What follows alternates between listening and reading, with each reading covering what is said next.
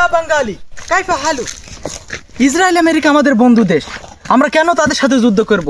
তারা আমাদের জন্য এত সুন্দর সুন্দর নিত্যদিন গিফট পাঠায়, আমরা তাদের সাথে যুদ্ধে জড়াবো না।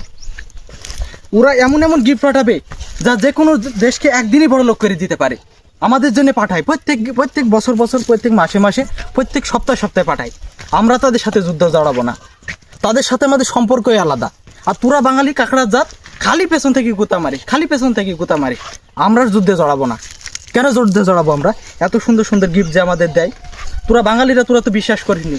আজ তোদের সামনেই দেখাবো খুলি, তোরা দেখ দেখ, তোরা দেখ। তোরা বাঙালিরা খালি কাঁকড়ার জাত, বিশ্বাস করতে চাইসনি, তোদের সামনেই খুলবো আজকে। তোরা যে কোনো দেশকে একদিনই বড় লোক করে দিতে পারে।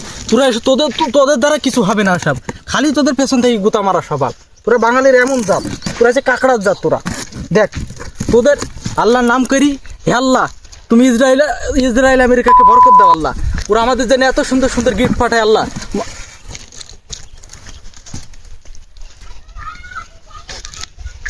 মনে হয় কেক, মনে হয় চিঠি তো দেয়, দেখি চিঠিতে। আল্লাহ তুমি ওদের বরকত দাও আল্লাহ। কেক না কি?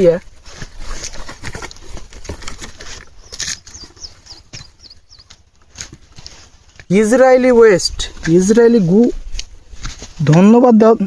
No need to thank.